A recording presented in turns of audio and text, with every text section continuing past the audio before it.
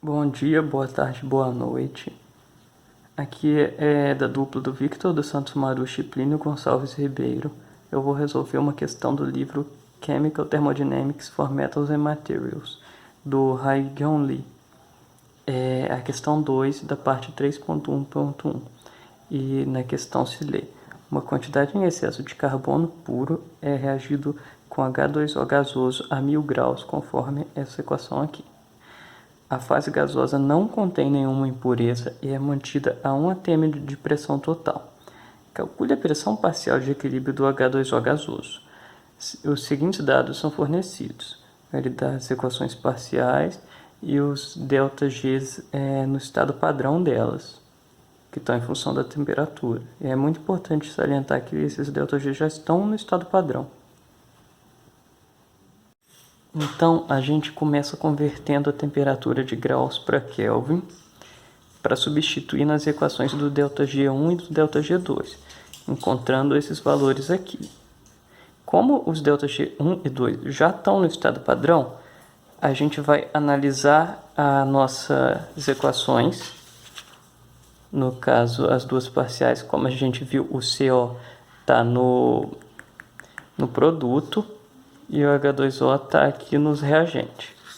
Então, vai ficar ΔG1 menos ΔG2, como está escrito aqui. A gente substitui e chega que o ΔG resultante, ΔG total, no estado padrão, é esse daqui.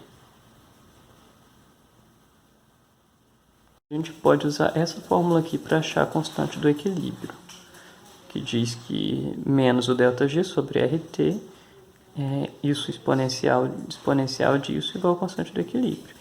Substituindo os valores, a gente prossegue e consegue essa constante do equilíbrio aqui. Só pela constante do equilíbrio, pelo fato dela ser gigante, a gente já sabe que, bem, não vai sobrar muito H2O no final da reação.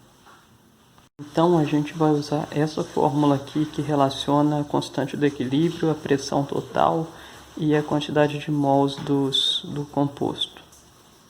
Para isso, a gente vai usar fiz uma tabelinha aqui que diz basicamente que no começo da reação a gente tinha 1 mol de H2O, nada de CO, nada de H2O, e conforme a reação foi acontecendo, a gente perdeu também na mesma 1 mol, no caso você coloca menos X, 1 mol X, 1 mol X, e você consegue esses valores para as parciais.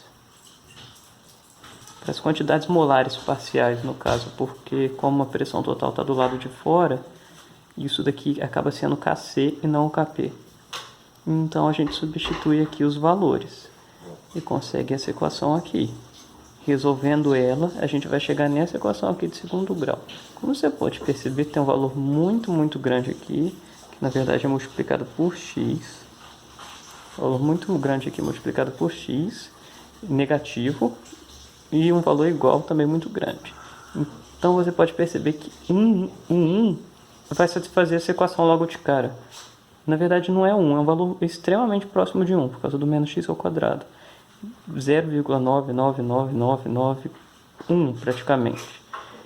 E como a gente tem um valor muito próximo de 1, e a pressão parcial do H2O é 1 menos x, ela vai ser basicamente zero. Não vai ser zero exatamente, vai ter alguma coisa, mas vai ser virtualmente zero.